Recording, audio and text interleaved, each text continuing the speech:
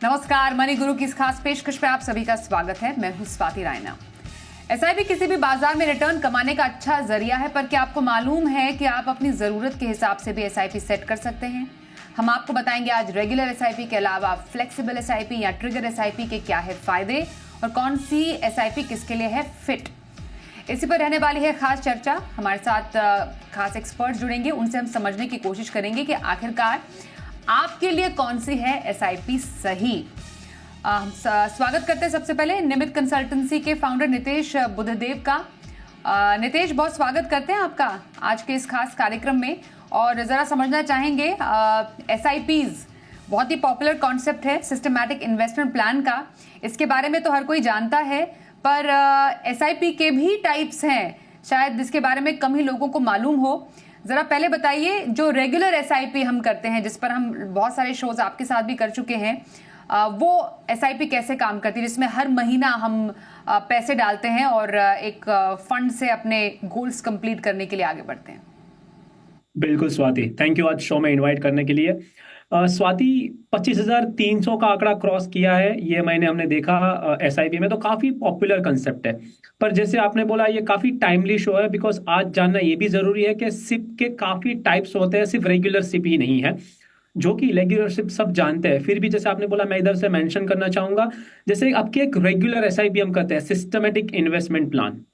ये कैसे काम करती है? आप कोई फंड सिलेक्ट करते हो, उसमें कितना इन्वेस्ट करना है ये सिलेक्ट करते हो, और क्या फ्रीक्वेंसी, मतलब आप वीकली इन्वेस्ट करोगे, मंथली इन्वेस्ट करोगे। काफी बार पॉसिबिलिटी देखा गया है कि लोगों को पता है कि सिर्फ मंथली एसआईपी ही होता है, नहीं, आप वीकली, बाई वीकली, आप क्वार्टरली ऐसे भी सेट कर सकते हो। बट हाँ, ज्यादातर जो यूज होता है वो मंथली एसआईपी यूज होता है।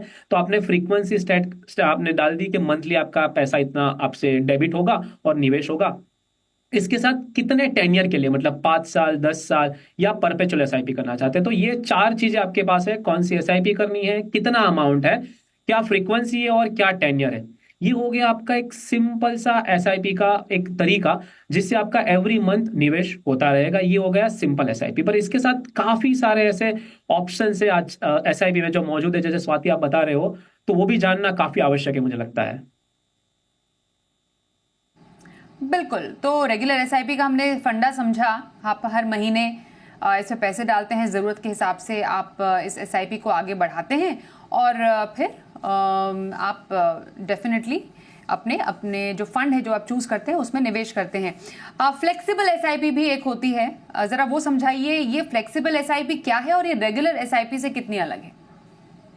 बिल्कुल स्वाति, जैसे हम लोग बात कर रहे हैं कि 25,300 करोड़ का आंकड़ा तो दिख रहा है हमको, और हम लोग एसआईपी भी करते हैं। पर ऐसे एसआईपी ऑप्शन जिसमें सबसे पहला आता है फ्लेक्सी एसआईपी, ये काफी पॉपुलर मुझे लग रहा है अभी हो रहा है। काफी इन्वेस्टर इसके बारे में पूछ रहे हैं और मीडिया के द्वारा भी काफी अवेयरनेस इसके लिए बढ़ रही है।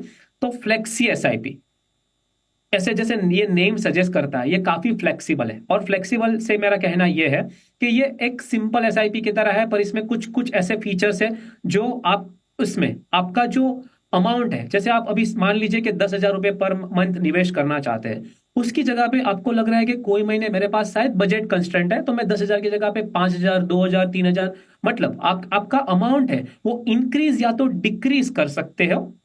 ये पॉसिबिलिटी है जब फ्लेक्सिबल एसआईपी की बात आती है। और ये नॉर्मली देखा गया है, इन्वेस्टर इसका यूज तभी करते हैं आइदर जहां उनका कुछ बजट कंस्ट्रेंट आ गया हो स्वाति, या तो फिर कभी कभी मार्केट को थोड़ा सा टाइम करने के हिसाब से भी करते हैं। लगता है मार्केट बहुत ऊपर चढ़ा गया है तो शायद वो उनका एसआईपी का अमाउंट कम कर देंगे, और मार्केट जब डाउन है तो उनका एसआईपी का अमाउंट बढ़ा देंगे। इसी के साथ फ्लेक्सिबल एसआईपी में ये भी उपलब्ध है कि मान लीजिए, नॉर्मली तो कहा जाता है कि हमको कंटिन्यूसली निवेश करना है, पर ऐसा हो सकता है कि कभी कभी कोई कारणों के अवश आप निवेश नहीं कर पा रहे हो, तो अगर एसआईपी बंद करने से अच्छा है कि इसको आप फ्लेक्सिबल एसआईपी है तो आप उसको कोई महीनों के लिए पॉज भी कर सकते हो। कि मान लीजिए आप कहीं वेकेशन पे जा रहे हो और आपको लग रहा है थोड़ा बजट कंस्ट्रेंट है, नेक्स्ट मंथ आप इन्वेस्ट नहीं कर पाओगे, राइट, तो आप 1 महीना, 2 महीना या 3 महीना वो एसआईपी को आप पॉज पे भी डाल सकते हो। उसको बोलते हैं टेम्पररी पॉज। और जैसे ही वो पॉज का पीरियड खत्म हो जाएगा, वापस आपकी एसआईपी नॉर्मल शुरू हो जाएगी। तो ये एक नॉर्मल एसआईपी की तरह काम करेगी जब तक इसका आप फ्लेक्सिबिलिटी वाला ऑप्शन चूज नहीं करेंगे, या तो आप उसके अमाउंट को इंक्रीज डिक्रीज नहीं करेंगे, या तो फिर आप इसका पॉज फीचर यूज नहीं करेंगे। तो ये काफी फायदेमंद हो सकती है जब आपको ऐसा कोई बजट कंस्ट्रेंट आ जाए, या आपको लग रहा है कि आपको थोड़ा मार्केट के उतार चढ़ाव के हिसाब के, अगर आपको नॉलेज है और आप वो हिसाब से अमाउंट बढ़ाना या कम करना चाहते हो, तो ये फ्लेक्सिबल एसआईपी मुझे लगता है काफी चर्चा का विषय बन रही है स्वाति। बिल्कुल, तो एक तो आपकी रेगुलर एसआईपी हो गई, फिर एक फ्लेक्सी एसआईपी है जिसमें आपके पास रकम बढ़ाने की आजादी है, पॉज भी आप कर सकते हैं, फिर से भी दोबारा चालू कर सकते हैं। बेसिकली जैसा नाम ही है, फ्लेक्सिबिलिटी है आपके पास एसआईपी करने की। अब एक और एसआईपी है जिसके बारे में वैसे आम लोगों को मालूम है, लेकिन हर कोई इसको इम्प्लीमेंट हमेशा नहीं कर पाता है, स्टेप अप एसआईपी। जरा स्टेप अप एसआईपी के बारे में बताइए, और कब कितने से स्टेप अप यूजुअली करना चाहिए एक निवेशक को अपनी एसआईपी को? बिल्कुल स्वाति, आई थिंक हम शो में काफी बार चर्चा कर चुके हैं कि स्टेप अप एसआईपी या टॉप अप एसआईपी, ठीक है, क्योंकि हमको एक एसआईपी का अभी मतलब तो पता चल गया है, उसका मुझे लगता है फायदा भी हम समझ गए हैं कि ये कंपाउंडिंग का बेनिफिट मिलता है, रुपी कॉस्ट एवरेजिंग होता है, ये एक डिसिप्लिन वे ऑफ इन्वेस्टिंग है। पर स्वाति, अक्सर देखा गया है कि लोग ऐसे टिक इन द बॉक्स करके एसआईपी को छोड़ देते हैं, कि जैसे कभी किसी ने ऐसा देखा है कि 5-10 साल से उसका एसआईपी चल रहा है, पर वो 10-20-25 हजार जो उसने शुरू किया था जब उनसे इन्वेस्टमेंट जर्नी चालू की, तब से वो उतना ही इन्वेस्टमेंट शुरू है इसमें, और उसके बाद उन्होंने कुछ बढ़ोतरी नहीं की है। तो स्टेप अप एसआईपी और टॉप अप एसआईपी तब काम आता है कि आप मान लीजिए एक नॉर्मल एसआईपी अभी शुरू कर रहे हो 10,000 का, बट आपको आपको पता है कि शायद ये 10,000 अभी काफी नहीं है, पर अभी आपके बजट के हिसाब से आप 10,000 का एसआईपी कर सकते हो।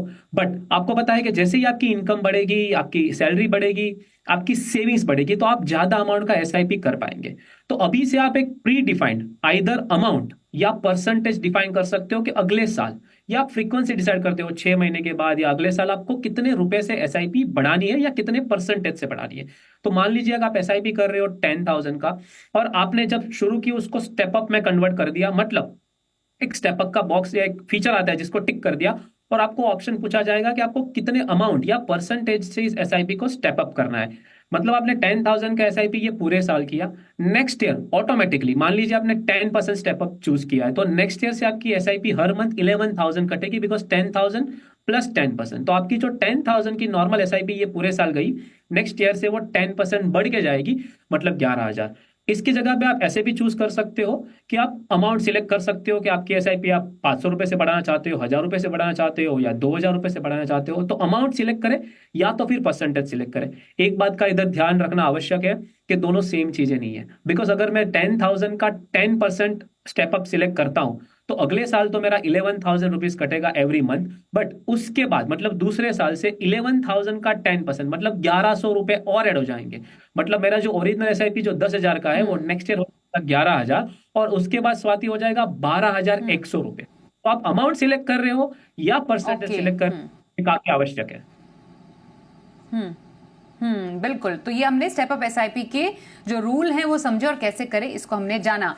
हमारे साथ फोन लाइन पर mutual fund expert Vishwajeet Parashar भी शो में शामिल हो चुके हैं। विश्वजीत जी, बहुत स्वागत करते हैं। थोड़ा सा आप देर से जुड़े तकनीकी कारणों की वजह से, लेकिन यही जान रहे हैं हम कि एसआईपी के बहुत प्रकार है और किसके लिए क्या सूटेबल है। रेगुलर एसआईपी के बारे में समझा, फ्लेक्सी एसआईपी और स्टेप अप एसआईपी की अभी चर्चा हो रही थी।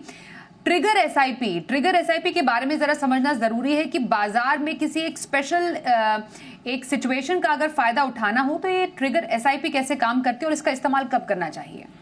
बिल्कुल स्वाति जी, नमस्कार। ये ट्रिगर एसआईपी एक बहुत इम्पोर्टेंट टूल है। अगर हम आज की मार्केट सिचुएशन को देखें तो मार्केट में उतार चढ़ाव आते रहते हैं। तो ऐसा देखा गया कि जब मार्केट राइजिंग पे होती है तो एसआईपी इतना अच्छा रिटर्न्स नहीं देती है, लेकिन वहीं अगर मार्केट फॉलिंग है, जैसे अभी देखें कि पिछले 2-3 महीने से हम मार्केट में 10% का करेक्शन देख चुके हैं, और पिछले 2-3 सालों में मार्केट एक बुल रैली पे थी। तो अगर हम ट्रिगर यूज करना चाहते हैं, अगर हम इंटेलिजेंटली, अगर कोई मास्टर इन्वेस्टर जो है वो मार्केट के उतार चढ़ाव को समझता है, तो वो ऐसे बेनिफिट ले सकता है मार्केट की टाइमिंग का, कि मार्केट अभी गिर रही है 10%, अगर मार्केट गिर रही है तो मेरी एसआईपी को 10% और इंक्रीज कर दो, तो कहीं ना कहीं उसको लॉन्ग टर्म में एक लाभ हो सकता है। वहीं अगर मार्केट बहुत हाई पे चल रही है तो वो ट्रिगर एक इंस्ट्रक्शन दे सकता है म्यूचुअल फंड एएमसी को कि अगर मार्केट का लेवल ये पहुंच जाता है तो मेरी एसआईपी को थोड़ा डिक्रीज कर दो। तो मार्केट के डिफरेंट टाइमिंग्स का अगर लाभ लेना है, पर ये उन्हीं लोगों के लिए लाभदायक है जो मार्केट के उतार चढ़ाव को समझते हैं, जो लोग मार्केट को उतार चढ़ाव को नहीं समझते उनको इस तरीके की टेक्निक्स को अवॉइड करना चाहिए। अदरवाइज रेगुलर एसआईपी या स्टेप अप एसआईपी एडवांटेज है लॉन्ग टर्म में। जैसे कि एग्जांपल मैं बताना चाहूंगा कि अगर 10,000 रुपए की कोई एसआईपी करता है 12% का सीएजीआर पे, तो 20 साल में करीब करीब 1 करोड़ रुपया बन जाता है। वही अगर 10% का स्टेप अप हम करते हैं तो वो 2 करोड़ रुपया बन जाता है। तो रेगुलर एसआईपी और स्टेप अप एसआईपी लाभदायक है। ट्रिगर एसआईपी केवल उन्हीं निवेशकों के लिए जो मार्केट के उतार चढ़ाव को अच्छे से समझते हैं। ओके, तो मार्केट के उतार चढ़ाव को अगर अच्छे से समझते हैं तभी ट्रिगर एसआईपी का इस्तेमाल करें, वरना कई बार आप गलत टाइम पर मार्केट को टाइम करने के चक्कर में गलत डिसीजन भी ले सकते हैं। नितेश, जरा ये बताइए, क्या क्योंकि ऐसी भी फैसिलिटी अवेलेबल है कि आप इंश्योरेंस के साथ, अपने टर्म या लाइफ इंश्योरेंस के साथ एसआईपी कर सकते हैं, उसके भी अपने फायदे हैं, ये एडवाइजेबल है? स्वाति, एक फीचर मौजूद था, काफी एजेंसीज वो ऑफर दे रही थी कि आप जब एसआईपी करते हो और आप जितने अमाउंट का एसआईपी करते हो उसका एक कुछ परसेंटेज आपको इंश्योरेंस के रूप में मिलता था। पर मेरी जब तक जानकारी है तो सेबी ने ये डिसअलाउ है। तो अभी जो जिसकी चल रही है, जैसे काफी आईसीआईसीआई एएमसी थी या काफी ऐसी एएमसीज थी, एक्सिस थी, जो उनके एसआईपी के साथ ही एसआईपी विद इंश्योरेंस ऑफर कर रही थी। तो वो एक जो माध्यम से आ रहा था एसआईपी विद इंश्योरेंस, वो अभी नई आप शुरू नहीं कर सकते। जिसकी शुरुआत से चालू है, जो इन्वेस्टमेंट ऑलरेडी कर रहे हैं उनको वो फीचर है, बट नई एसआईपी के लिए वो बंद कर दिया गया है। और इसी के साथ जो आपने पूछा स्वाति, अगर आपका टर्म इंश्योरेंस है उसके साथ आप एसआईपी जोड़ रहे हो तो बिल्कुल फायदे कारक है, मेरा मानना यह है। पर अगर हम ओवरऑल सभी स्ट्रेटेजी देखें स्वाति, तो मेरा मानना है एक flexi SIP, step up SIP और रेगुलर एसआईपी, ये तीनों में से आप इसको बराबर से इसका आप कॉम्बिनेशन पकड़ के इसको डेफिनेटली यूज करें। और जैसे विश्वजीत जी बोल रहे थे, ट्रिगर एसआईपी तभी ही यूज करें जब आप वो प्रॉपरली उसको आप मार्केट की जानकारी रखते हो। बिकॉज उस चक्कर में ऐसा नहीं होना चाहिए कि जो आपका जो डिसिप्लिन इन्वेस्टिंग है, जो आपका रूपी कॉस्ट एवरेजिंग है, जो इनहेरेंट फीचर है एसआईपी का, वो मिस हो जाए। बिल्कुल, एब्सोल्युटली। एक ब्रेक के लिए भी रुकते हैं, ब्रेक के बाद अभी किन फंड्स में आप एसआईपी करें, दोनों एक्सपर्ट्स की राय इस पर भी लेंगे। छोटे से ब्रेक के लिए रुकते हैं, बने रहिए हमारे साथ।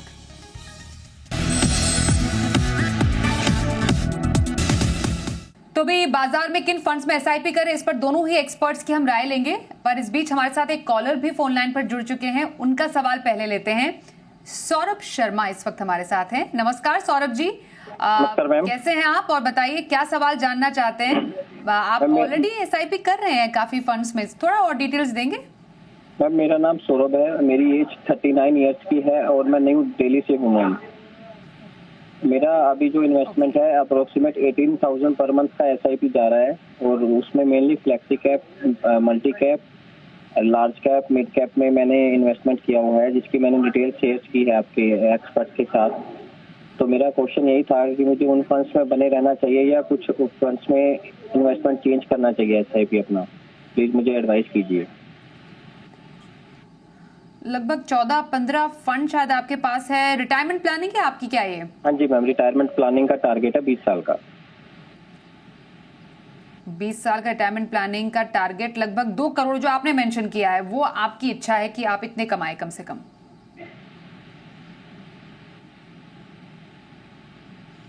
बिल्कुल ठीक है। मैं नितेश आपके पास इस पोर्टफोलियो के लिए आऊंगी। काफी सारे फंड्स इनके पास हैं, कुछ छोटी एसआईपीज के हैं, लगभग ऑलमोस्ट 1-2 हजार या 500 रुपए तक के एसआईपी के फंड भी हैं। फ्लेक्सी कैप काफी इन्होंने रखे हैं, मल्टी कैप भी काफी सारे डाल रखे हैं, 2 मल्टी एसेट एलोकेशन फंड भी है, 3 स्मॉल कैप फंड इन्होंने ले रखे हैं अपने पोर्टफोलियो में। जो लार्ज कैप है ब्लू चिप का वो एक ही है, फिर लार्ज एंड मिड है, निपॉन इंडिया ग्रोथ और एसबीआई कॉन्ट्रा का एक फंड रखा है। पोर्टफोलियो कैसा लग रहा है आपको? आपको लग रहा है कि एक ही कैटेगरी के बहुत सारे फंड के डुप्लीकेशन है इनके पोर्टफोलिए में, और अराउंड 20 साल के बाद 2 करोड़ रुपए के लिए और क्या बदलाव करने की जरूरत है? बिल्कुल स्वाति, जैसे आप देख रहे हो कि अराउंड 18,000 का एसआईपी कर रहे हैं और वो 15 फंड्स में निवेश किया है उन्होंने। काफी सारे फंड्स जो इनमें पोर्टफोलियो में, और ज्यादातर जो फंड है वो बहुत अच्छे फंड है, बट इन्होंने ओवर डाइवर्सिफाई कर चुके हैं पोर्टफोलियो को, मुझे लग रहा है। क्योंकि आप देख रहे हो काफी सारे फ्लेक्सी कैप, एक ही कैटेगरी के काफी फंड और एक ही एएमसी के भी काफी फंड है, तो उससे क्या हो रहा है, ओवर डाइवर्सिफिकेशन हो गया है। उसके ऊपर आए, उसके साथ पहले अमाउंट की बात करते हैं। 18,000 का एसआईपी और 20 साल में उनको जो कॉर्पस जमा करना है वो 2 करोड़ का है। पर अगर ये नॉर्मल हम 12% सीएजीआर पकड़े स्वाति, तो लगभग 1.65 करोड़ का कॉर्पस जमा कर पाएंगे और 15% शायद उन्होंने अज्यूम किया होगा, तो वो अपनी जो 2 करोड़ की राशि है तब तक पहुंच पाएंगे। बट मेरा मानना है कि कंजर्वेटिव और एक रीजनेबल एस्टिमेट होना चाहिए जो है 12% CAGR का, तो आप 1.65 करोड़ जमा कर लेंगे। तो अभी जैसे हम बात कर रहे थे स्टेप अप एसआईपी की स्वाति, अगर वो 5% से स्टेप अप करेंगे तो उनका पोर्टफोलियो 20 साल में हो सकता है 2.3 करोड़, और अगर वो 10% से स्टेप अप करेंगे तो 3.35 करोड़। तो मेरा मानना है एटलीस्ट आप सौरभ जी एटलीस्ट 5% से टॉप अप करें। अभी आते हैं आपके पोर्टफोलियो पे, जैसे हम बात कर रहे हैं आपके पोर्टफोलियो में तकरीबन 15 स्कीम से 18,000 के लिए 500 रुपए से लेके 2,000 तक, आपको इतनी सारी स्कीम की आवश्यकता नहीं है। आपको सिर्फ चाहिए 4 से 5 फंड और 4 से 6 फंड आपका जो पोर्टफोलियो है, और वो प्रॉपर्ली डाइवर्सिफाई हो जाएगा। इसके लिए मैं स्कीम सजेस्ट करूंगा जो आप ही के पोर्टफोलियो से है। पराग परिक फ्लेक्सी कैप में आप 5,000 रखें, कोटक मल्टी कैप में आप 5,000 रखें, SBI कॉन्ट्रा फंड में 4,000, सिर्फ ICICI मल्टी एसेट जो आपके दो दूसरे जो फंड है वो भी अच्छे ही है मल्टी एसेट कैटेगरी में, उसमें कंटिन्यू करें, या तो ICICI मल्टी एसेट में 4,000। तो आपने ये अमाउंट के ये 4-5 फंड आपने अगर सिलेक्ट कर लिए और आप इसमें टॉप अप ऐड कर देते हो, स्टेप अप ऐड कर देते हो, तो आपका जो 2 करोड़ का लक्ष्य है वो आप आराम से अचीव कर पाएंगे। बिल्कुल। तो सौरभ जी आप सुन पा रहे होंगे हमें, फंड्स बहुत सारे हैं, उनको थोड़ा सा कम कर सकते हैं। कुछ फंड्स जिनमें आपके लिए एसआईपी की सलाह दी गई है, वो उसकी डिटेल्स भी हमारे एक्सपर्ट नितेश ने आपको दी है। आप डेफिनेटली बहुत सारे फंड्स को छोटा करके कम से कम 4-5 फंड फिलहाल रख सकते हैं और अपने जो पोर्टफोलियो के हिसाब से, अपने लक्ष्य के हिसाब से आगे बढ़िए। आपको बहुत बहुत शुभकामनाएं। अब जरा पसंदीदा फंड्स जान लेते हैं हमारे दोनों ही एक्सपर्ट्स के, कि एसआईपी की आज हम चर्चा कर रहे हैं क्योंकि, तो पसंदीदा फंड्स कौन से होंगे? विश्वजीत जी, आपकी नजर में अभी एट दिस मोमेंट कोई जो एसआईपी कर रहा है या फिर कोई नई एसआईपी करना चाहते हैं, ऐसे कौन से फंड्स हैं जो आप रेकमेंड करेंगे और क्यों? बिल्कुल स्वाति जी, देखिए मार्केट में अगर हम देखें तो एक बैलेंस पोर्टफोलियो होना चाहिए, डिफरेंट मार्केट कैप के हिसाब से डाइवर्सिफाइड होना चाहिए पोर्टफोलियो। तो एवरग्रीन पोर्टफोलियो अगर हम बनाना चाहते हैं तो मेरे हिसाब से मैं देखा था कि लॉन्ग टर्म में अगर देखें तो लार्ज कैप फंड्स में स्टेबिलिटी रहती है। तो ICICI prudential blue chip fund एक अच्छा फंड है जिसकी कंसिस्टेंट परफॉर्मेंस रही है। अनीश टाकले इसके फंड मैनेजर हैं। अगर मैं देखूँ ये 10 साल पुराना फंड है और करीब करीब 15.19% सिंस इंसेप्शन रिटर्न रही है, और लास्ट ईयर का देखें तो 27% की रिटर्न रही है। तो कंसिस्टेंट परफॉर्मेंस है। अगर रिस्क रिवॉर्ड रेशियो भी देखें तो काफी अच्छा है। दूसरा फंड स्वाति जी जो मैं सजेस्ट करना चाहूंगा, अगर हम मिड कैप कैटेगरी में जाते हैं तो मोतीलाल ओसवाल का जो मिड कैप फंड है काफी अच्छी आउट ऑफ द परफॉर्मेंस दी है। उसने बाकी पीयर्स को बहुत पीछे छोड़ा है। 57% की रिटर्न है लास्ट 1 ईयर की, और सिंस इंसेप्शन भी देखें तो 24% की रिटर्न है। तो यहाँ पे निकेत शाह इसके फंड मैनेजर हैं, काफी कंसिस्टेंट परफॉर्मेंस दे रहे हैं। तो मेरे ख्याल से ये बहुत अच्छा फंड है अगर आप मिड कैप स्पेस में इन्वेस्ट करना चाहते हैं। वहीं पर अगर डिफरेंट मार्केट कैप में जाएं, और निपॉन इंडिया का स्मॉल कैप फंड है, और हमने देखा ये लास्ट 2-3 साल में मिड कैप स्मॉल कैप ने बहुत अच्छी रिटर्न दी हैं। तो निपॉन इंडिया स्मॉल कैप में करीब करीब 32.49% की रिटर्न रही लास्ट 1 ईयर में, और ये भी 10 साल पुराना फंड है, करीब 22% की रिटर्न है सिंस इंसेप्शन। तो कंसिस्टेंटली ये रिटर्न्स आ रही हैं इस फंड में, बहुत अच्छा फंड है। और वहीं अगर एक थोड़ा सा डिफरेंट स्टाइल लें इन्वेस्टिंग का, उसमें एक कॉन्ट्रा फंड आता है, SBI का कॉन्ट्रा फंड।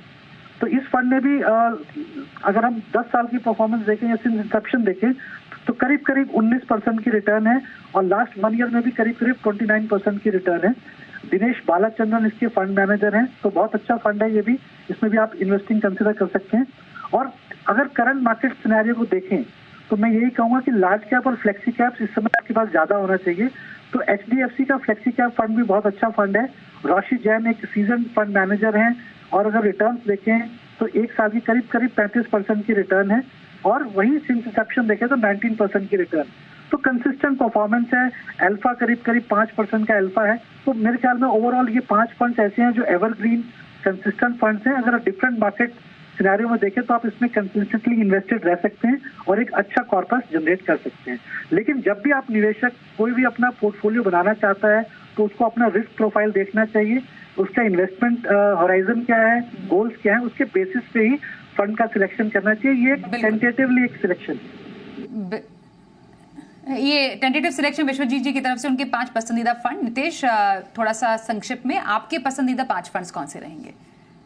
बिल्कुल स्वाति, जैसे विश्वजीत ने लास्ट में बताया कि आप अपने रिस्क प्रोफाइल और आपका जो क्या होराइजन है और आपके क्या गोल्स है उस हिसाब से करें। बट जैसे आप बोल रहे हो कि एवरग्रीन पोर्टफोलियो क्या हो सकता है एक इन्वेस्टर्स के लिए, तो मेरा मानना है आईसीआईसीआई मल्टी एसेट फंड जो इक्विटी, डेट, गोल्ड, आपके सारे एसेट क्लास उसमें आ जाएंगे। कोटक मल्टी कैप जो लार्ज, मिड, स्मॉल तीनों में इन्वेस्ट करेगा। Mirae asset large and mid cap fund. Parag Parikh flexi cap fund जहां पे आपको एक फॉरेन एलोकेशन भी मिल जाएगा with equity taxation of India. SBI contra fund. तो ये एक एवरग्रीन पोर्टफोलियो है जहां पे आपको डाउन साइड प्रोटेक्शन भी मिल रहा है, जहां एक कंसिस्टेंसी ऑफ रिटर्न भी मिल रहा है। उसके साथ आईसीआईसीआई मल्टी एसेट जो फंड है जो शायद आपको लार्ज कैप को बीट कर पाए ऐसा रिटर्न भी दे रहा है with quite a reduce risk then a large cap. तो मुझे लग रहा है ये अगर 5 फंड को देखें तो एक एवरग्रीन पोर्टफोलियो स्वाति बन सकता है। बिल्कुल, तो दोनों ही एक्सपर्ट्स के पोर्टफोलियो में एक कॉन्ट्रा फंड जरूर कॉमन हमें नजर आ रहा है। तो ये आपके लिए दोनों ही एक्सपर्ट्स की तरफ से उनके पसंदीदा फंड्स की राय सामने हमारे निकल कर आ रही है। Thank you so much Vishwajeet ji और नितेश, आप दोनों का ही हमारे साथ इस कार्यक्रम में शामिल होने के लिए। एक ब्रेक का भी वक्त हो गया है, बने रहिए हमारे साथ और देखते रहिए जी बिजनेस।